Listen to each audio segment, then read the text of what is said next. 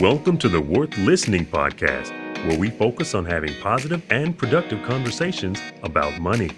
Join your host, Lauren Williams, four-time Olympian turned financial planner, as her guests share their stories about how they manage money. We aim to help you own your personal money story and feel good talking about it.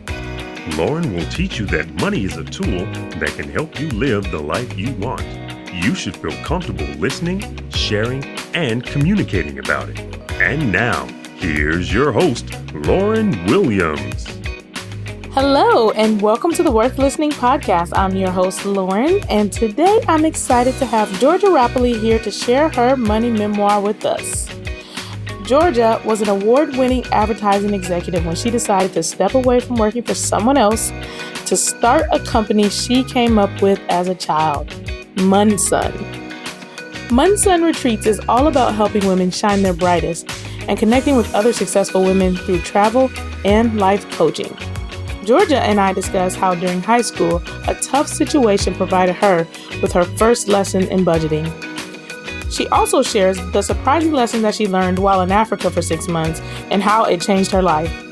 We finish with the good and bad of life as an entrepreneur. Let's listen as Georgia shares her money memoir.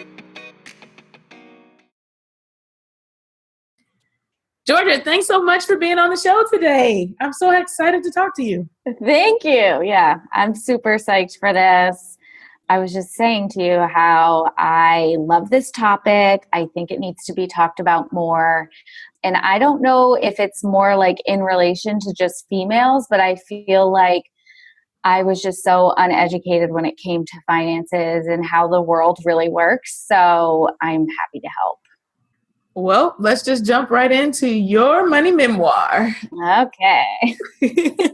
Let's start with you telling us a little bit about who you are, where you came from, and your first memory of money. Okay. I grew up in Rhode Island, which is a really, really small state. I have 4 younger sisters, and I lived right next door to my cousins. Like, we were all just very close. It's such a small state, so it's like family was everywhere. It really had that sense of community and people kind of helping each other out, which was awesome. But my first money memory is a little bit of a dark one because growing up, my mom was addicted to drugs and alcohol, and she was a single mom. And so it was me, and I was the oldest, and I had my little sisters. And we were never really without, I'll say that, but I definitely had to learn at a young age how to manage money and to stretch it out. So my mom would kind of just leave unexpectedly for long periods of time, but she had this jar that was above our fridge, and she would just fill it with money for us. And we would take it and try to just kind of live off of it until she would one day return. So for me, that's my biggest money memory of have that responsibility of like, okay, we have this much money. We don't know how long it's going to last. What should we do with it? Yeah, I would say that is the fast way or the quick start into being adult and figuring out budgeting ASAP, because learning how to make a dollar stretch at a really young age is something that I would imagine was really hard for you. Yeah, and it was funny too, because the first time it happened, we blew it. We went right through it real fast. We were like, sweet. Candy for everybody. So we went out and got pizza, and we really just went balls to the wall with it. And then we soon thereafter learned, like, all right, we don't know when she'll return, so let's try to be smart about it. At what age was this happening? It was maybe like my freshman, sophomore year of high school. It really started to get bad. So prior to that, my parents divorced when I was about 8, and then my mom was with someone else that lived with us. So during that time, things were a little bit more kosher, where we weren't really having to worry about money. They were the adults of the house. But he passed away, and I think after he passed away is when my mom really started to kind of check out a little bit. Yeah, so I was in high school, so I would say that's when I really started to get my act together. Got it. So you had some basic money understanding then in high school, and were you able to get a job in high school as well? Yeah, that was the other thing. First of all, I really for whatever reason, like to work. I don't know what's wrong with me, but I got a job at Pizza Hut, actually. It was my first job, and I loved it so much. Yeah, I had that job too, which also just made me feel better in case those times ever came up and money was getting really thin or we didn't have a lot. So I would have like the Pizza Hut money. So you had a backup. You had a plan B as well to help supplement that income. Yeah. Shout out to Pizza Hut. I love them. It is good pizza. It is. I know. Pizza Hut, if you want to sponsor us, we are open to taking sponsors from this podcast. So are there any other instances of money or the environment that you came up in that kind of stand out to you, like other people that were role models or that you saw frequently and what you saw them doing with money to get kind of a gist for how things should happen or how to make things work? Or did you feel like you're pretty on your own there? It was just straight up, let's figure this out. I think because we were in a really unique situation. We were technically considered upper middle class. Our town was like a really nice town. So it was this thing that me and my sisters really kept a secret. So we didn't have anyone to talk to about it. Even my dad, he would get to see us every other weekend, and we would never tell him what was going on, just out of protection for my mom. I'm not really sure, but we just kind of figured it out together. And I feel like that has literally been my financial memoir of just figuring it out as I go.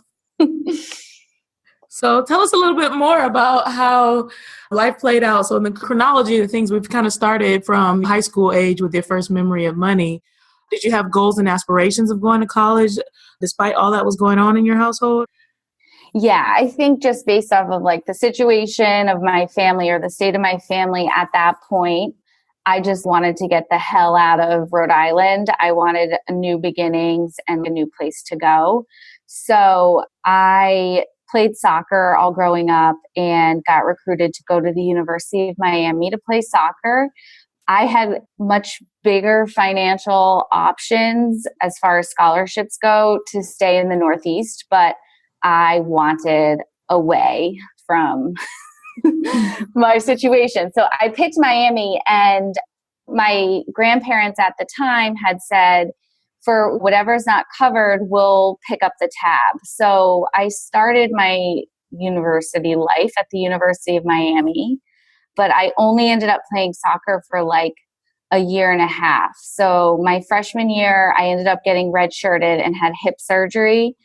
And then the following year, the coach that had recruited me got fired and a new coach was brought in. And so I think she just wanted to free up space on the team so that she could recruit the people that she wanted to bring in. So I was cut from the team my sophomore year. After I was cut from the team, that was also right after 9/11 and the market crashed and everything. And my funds that my grandparents had for me to go to college was no longer existed. So I transferred to Florida International University, where I would get in-state tuition at that point. And I finished up there and got my elementary education teaching degree when I was there. Okay, you just brought up like 97 good points to kind of circle back to. Okay. Let's start with you heading off to college. Mm-hmm. There was some scholarship money, but it was not enough to cover the full cost of going to the university. Yeah, no way. I think a lot of times people take for granted that there's this idea of like there's partial scholarships, not just full. And he's like, oh, you're an athlete, you went to the school. Oh, you're so lucky. Everything was just taken care of for you. But we forget that every school has a different price and every team has a different allotment. And so they have to divvy up those dollars accordingly. And so the cost of going to the University of Miami was not completely covered. And then, wait, you get there, everything's going great. And it's like, just kidding, new coach. Yeah. And with new coach says, sorry, you're not in my Fave 5, so yeah, see you later. And so talk a little bit about creating that contingency plan. Like, okay, you're off this team, which means you have no scholarship dollars. And like you said, 9/11 is happening in the midst of this, which is another part of the financial world that a lot of people seem to have forgotten about. A lot of us as young professionals were just heading off to college. And so we maybe weren't on our own in the adult sort of way where we had to handle our own finances. But we definitely very much remember the impact of 9/11. But the financial impact of 9/11, like you said, really, really rocked the next generation. Like you said, your grandparents and stuff. So can you circle back and talk about the 9/11 that you remember and what kind of happened with your grandparents? 9/11 happened my freshman year. And at first, you didn't even think of the financial repercussions. I don't know. You just thought of all that was going on in the world and people losing loved ones and things like that. And then all of a sudden, as you're kind of dealing with processing all of that, you come to find out that the security that your family had worked so hard for to provide you so that you could get an education all of a sudden was just like taken out from underneath you.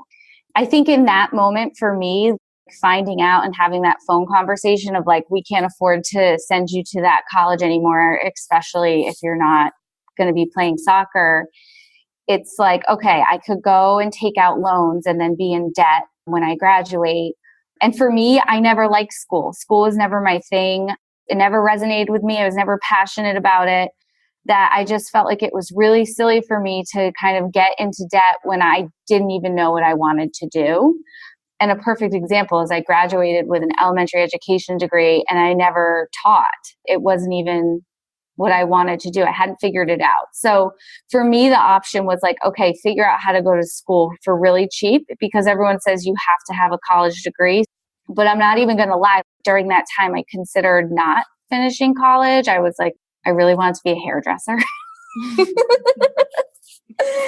I debated it. I went to different hair salons and talked about being an apprentice and like all this stuff. And then I finally decided, okay, just get a college degree and figure your shit out. So that's what I did. But I don't know. I felt like my sister, who's a year younger than me, had the same problem. She was at a private university in Connecticut and she had to decide, okay, do I want to stay here? What do I do now? And she had applied for loans and scholarships and things like that because for her, she always excelled in school. She was really smart. So it was like a very good investment for her.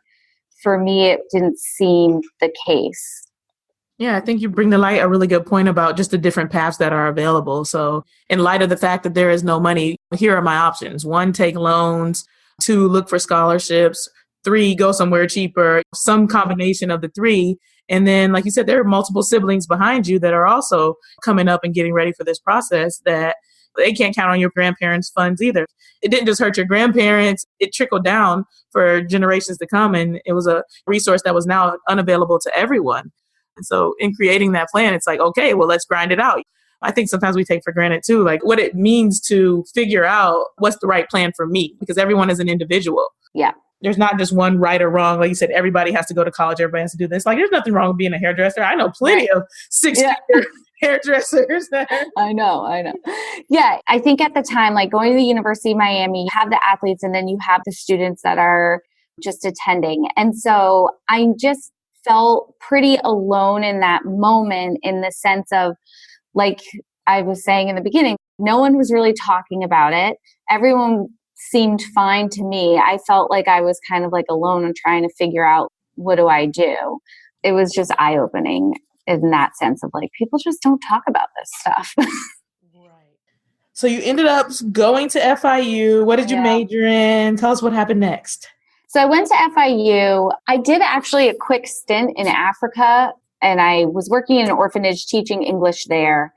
And that was only like 6 months. But for me, that was a huge shift in my mind when it came to money, because you go to Africa, and I was working in an orphanage. So it was so sad. A lot of the babies had AIDS. Some of the babies died when I was there.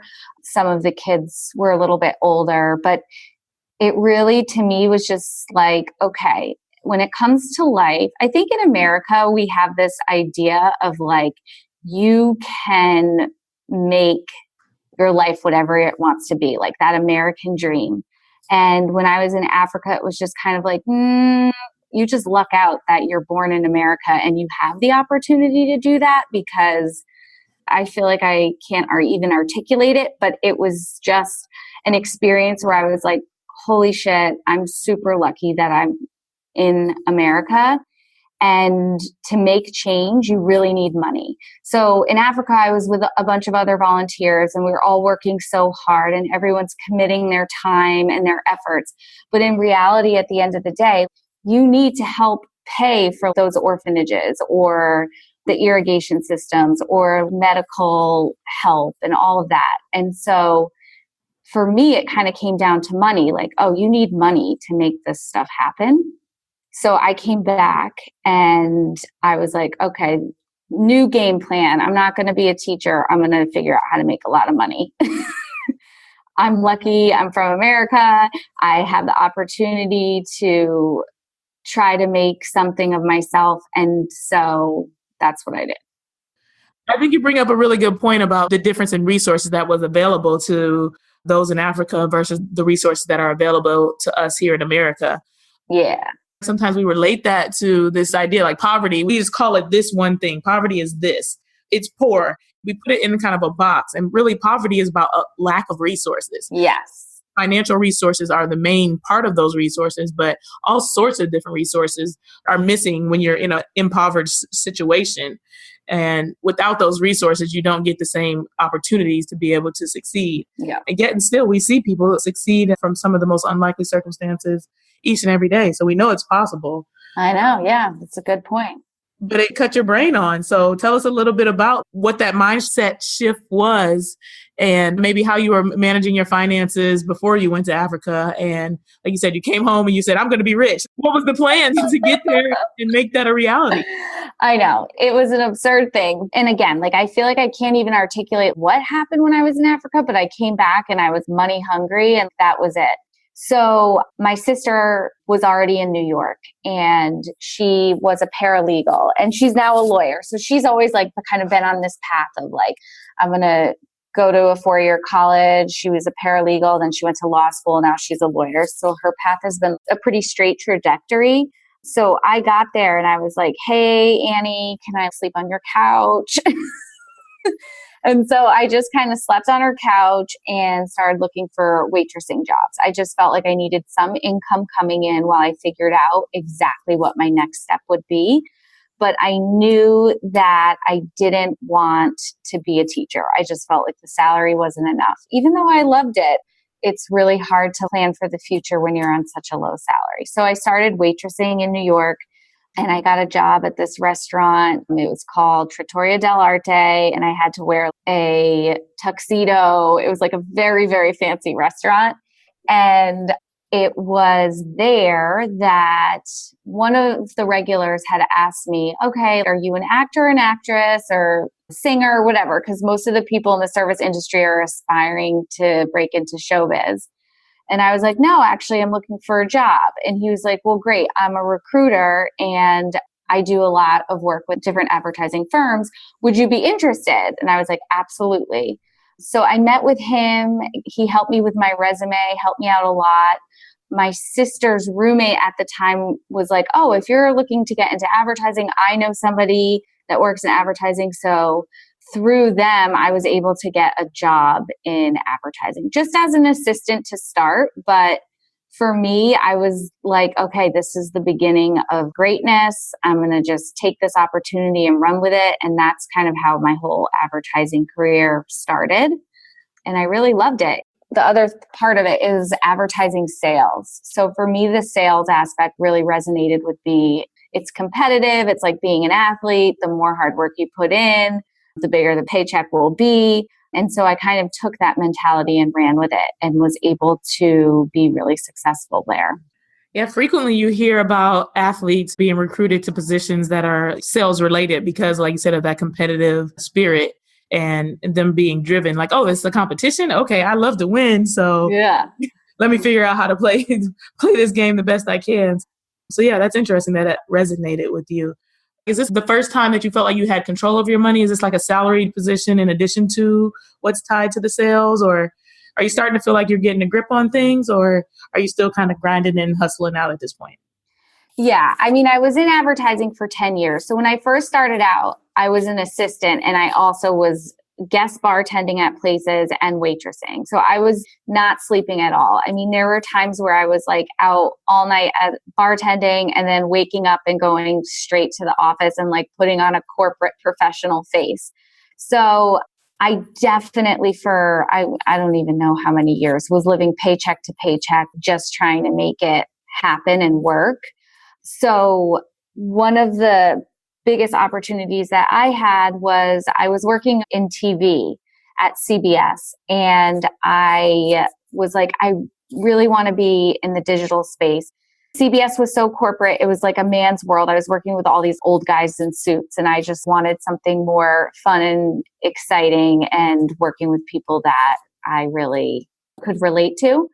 So I found this website online, and they were hiring, and it was called She Knows, and it was just a women's lifestyle website. And I went in and I reached out to them. I went in, I interviewed, and it was there that I really started to make a ton of money, because at the time the digital space was so new.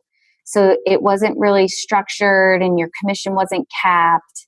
And there was just like a huge opportunity to make a ton of money. Everyone wanted to kind of be running online. So when I started working at She Knows, that my life, I felt like, was starting to feel more like a grown-up life. I didn't have any other jobs. I only had one job. I was able to pay rent and have a little bit to put aside.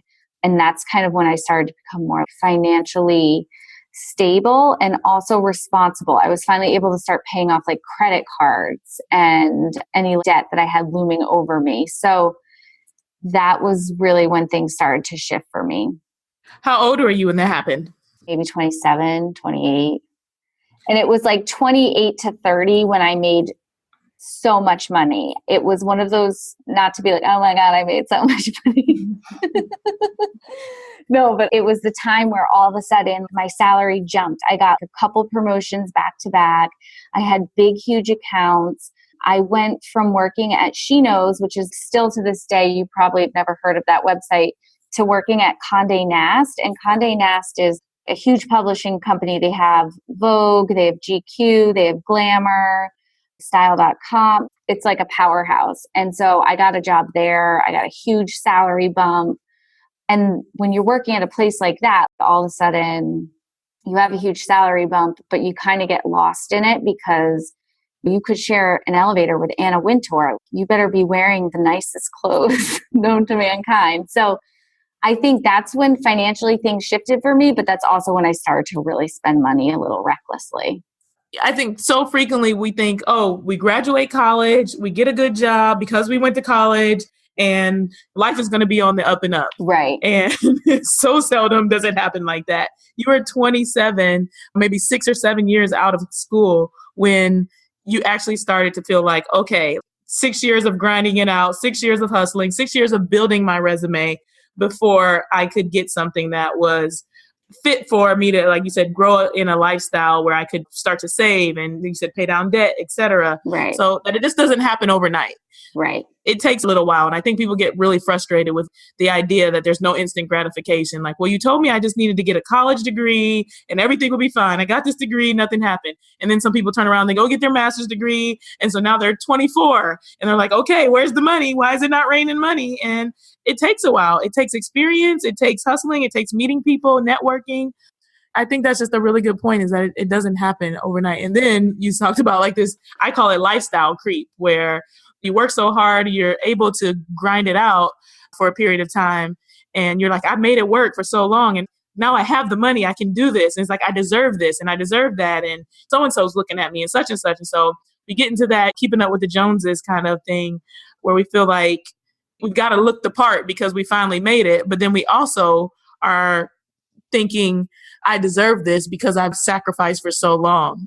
Right, exactly. Yeah. So can you talk a little bit about, you had a little area, a time period where you were, like you said, your spending got crazy, and how you found your way to reel it back in, and when, kind of organizing and budgeting kind of got a hold of you, or, if it did, or do you still just spend it all? It was funny too. I tried to talk about it with other friends and peers and just kind of figure out what to do. And then finally, my mom at that point, who is sober and great and everything else. She was like, you should really talk to a financial person. So I connected with someone and I was like, okay, listen, I'm just spending all my money. We need to figure this out. And so the game plan was every commission check, I would just give it to him. And so just living off my salary. And then that's sort of how I started saving. Plus, they have the 401ks and everything at these big corporations where they'll match you. And I would put as much as I could in to where they would match me. So that would help me as well. And that's when I started thinking of buying an apartment in New York. I thought investing in real estate was something that could be really fun. In New York, you're paying like insane prices for rent. So why not just own the place? So at least that money is kind of going back into your pocket eventually. That's good though, because having a support system and people that care about you to step in and say, hey, I don't know much about this, but I think you need some help and you should reach out to someone to find the help is also a really cool thing to have in your life. Yeah, for sure. Can you talk a little bit about, I think you kind of touched on it a little bit, like this being a woman and handling your finances, or being a woman and being okay talking about finances? Yeah, I don't know what it is. And I don't know if it has to do with being a woman. I'm not sure, but I just feel like it's really passé to talk about money.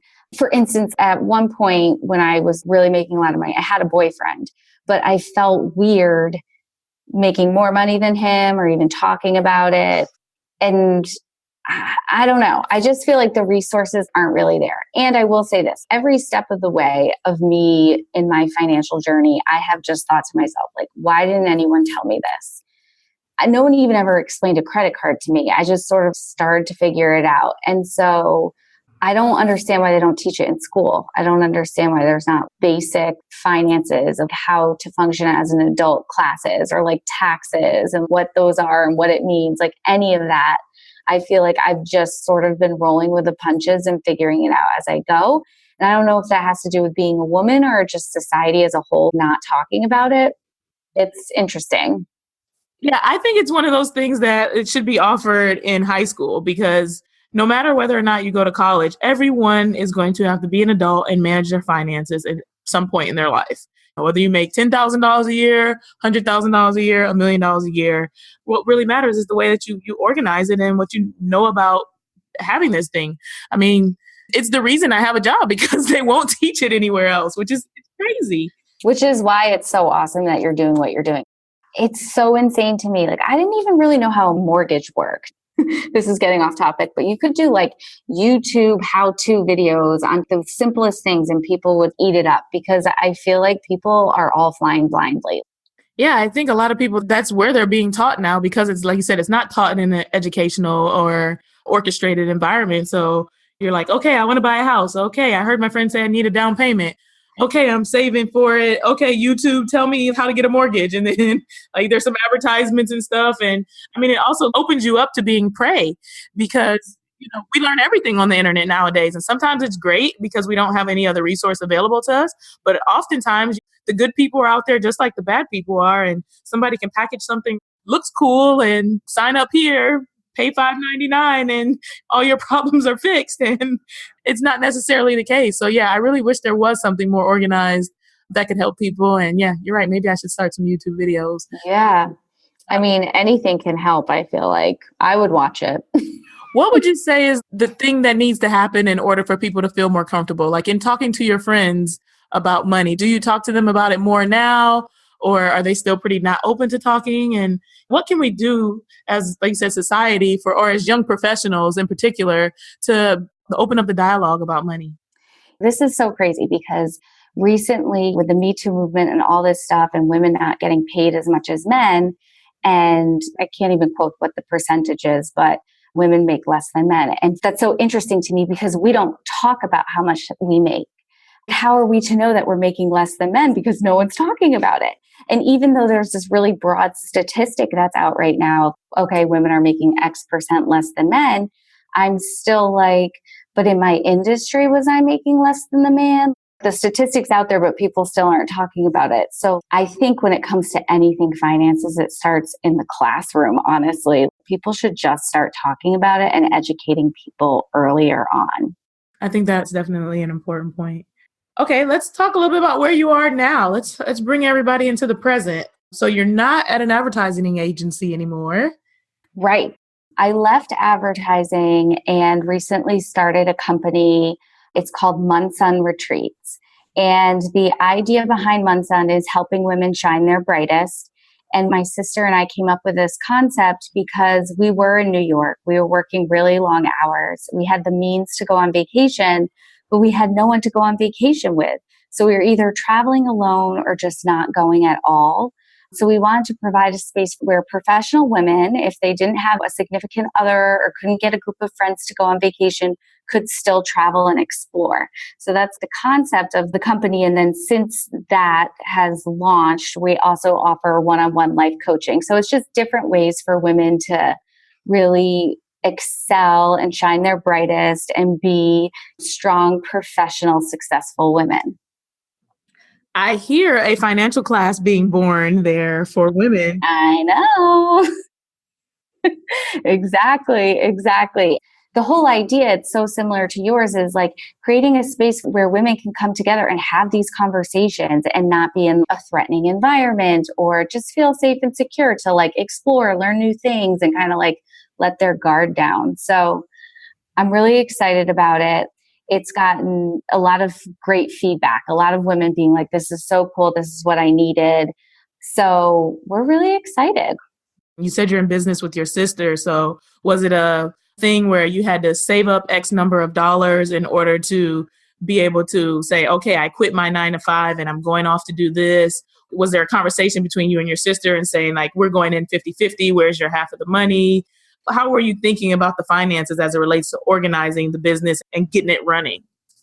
We really just came up with the business plan. We're really strategic about what we needed to start the business, and I've just invested in it. I feel like it's something I'm really passionate about. I want to provide a service to people. I want to help women excel. I've met so many strong, powerful, cool women, and I just like the idea of providing a space for them so that they can continue to be successful. But yeah, entrepreneurship's super scary. It's, as you know, really, really hard work, but it's nice because it's your own thing. So you don't mind working so hard all the time. And it's definitely a journey. It's been a journey for sure. It's like a roller coaster. There are days where you're like, this is the best thing I've ever done. And there are other days where you're like, wait a second, what did I do? Days? There are minutes. I am flying high 10 minutes and then I am, oh my God, why did I ever think that I wanted to run my own business 10 minutes later? I know. It's like an emotional roller coaster to the max for sure. Yeah. What's the hardest thing you would say about entrepreneurship? I think coming from the background that I did where I was really scraping by for a while and getting to a place where I was so safe and secure, it is so scary to be back. There are days where I feel like I went backwards, but I just keep in mind that if I just keep grinding it out, I mean, the vision's there, the business plan's there, the plan is there. So just stay on track and I'll get back to that financial security I once had and a bigger, better feeling of service. Yeah, the gratification is what's keeping you going. And when the fear sets in and says like, what am I doing? Totally. All right, we are getting ready to wrap it up. We have this last part that I like to call the final sprint, where I ask you a couple questions and you just kind of give me short, poppy answers. So, okay, cool. Doesn't have to be one word or here we are. Final sprint. You have $20 in your pocket. What do you spend it on? A bunch of gummy bears. Gummy bears? I love them. Haribo gummy bears. They're so hard. I cannot dig them. I would just stock up on them. I love them so much. To each their own. I know. What is your worst money habit? Just like the impulsive buy on like a shoe or bags. I think a lot of us have that habit. It's like, I need this now. Yeah. What about your best money habit? Saving. Being financially smart and putting stuff in savings. Which allows for your worst money habit because you've already knocked aside what's important for your future. And right. What is the worst advice you've ever received? Oh God, that's a hard one. Worst advice I've ever received. I don't know. It probably just went in one ear, out the other. That's good. Ditch bad advice. Yeah, ditch it. What's the most meaningful gift you've received? Who was it from and why was it meaningful? Ooh, that is a hard one. So my sisters and I, we do Secret Santa, so you only have to buy one present every Christmas. So every Christmas we get super meaningful, well thought out gifts. So I can't pick one, but it's definitely from a sister. And I think it's a good strategy too. Like you said, savings plans. Everybody feels like they have to shop for everyone they know. It's like, if this is a family, Secret Santa is in nowadays. Let's cut down and keep everybody's budget in line by just having to get one thing. So totally. All right. Final question. We have two models at Worth Listening. One of them is you don't have to get it all right to be all right. And the premise behind that is that we all make mistakes, but a mistake is not the thing that's crippling. It's your inability to deal with the mistake that can cause the big catastrophe to come about. So with that said, our final question is, could you share with us one thing that you would like to improve about your finances in the upcoming year? Just one thing. Okay. I would say my goal and my dream is to make Munson as profitable and strong as possible. So all my focus is on Munson financially this year. I don't know. Does that count as my answer? To just make this business the best that it can be. What's the action item that's going to help you achieve that goal of making it financially profitable? Yeah, I think it really comes down to the marketing and spreading the message so that like women check it out and they get on board and they see how valuable it really is to go on a trip with us or to have a life coaching session. There it is. So if you guys see Georgia on the street, ask her how her marketing is going, right? Yeah. All right. Well, take a second to shout yourself out. Tell us where we can find you, how we can support you, and anything else you want us to know before we sign off. Yeah. So everyone definitely go to munsunretreats.com. It's MUNSUN. And there you're going to be able to see all of the trips that we have coming up if you'd like to join us on a vacation. And you can also reach out to me through the website if you're interested in any one-on-one life coaching. We're also on @Munsun Retreats on Instagram, which is really fun to follow because you get to see all the places that we go and the people that we meet and things like that. All righty. Well, Georgia, thanks so much for being on the show today. Look forward to hearing more about Munson, and thanks for sharing your money memoir. Thank you, Lauren. This has been awesome. I hope you enjoyed listening to Georgia's money memoir. Georgia brought her transparency A game today, from sharing her upbringing to the financial lessons she had to learn. No doubt being open about her story and open about what the world had to offer was a major contributor to her changing the dialogue of her life. Our word of the day today, business plan. If you're running the kind of business that may require investors, you will definitely need a business plan with thorough analysis and projections. And even if you're a smaller business, don't underestimate the power of writing it down to make it real. An idea without a written plan is just an idea. It's much harder to act when you can't physically see that thing that you're working towards. And my dad always said, if you fail to prepare, then you have prepared to fail. A good business plan will help you avoid many of the pitfalls we face as entrepreneurs. When creating a plan, you have to put in research and numbers, and that makes people cringe, but that's really how you understand how it will all work, how you can make it all work. It'll prompt you to ask yourself hard questions and find the hard answers, and that will provide you with the real data and information that you need to know what it's going to take to be successful. Thanks for tuning in today. We hope you found this episode worth listening to. Don't forget, if you have financial questions, suggestions for guests, or would like to share your own money memoir, please contact us through our website, worth-listening.com.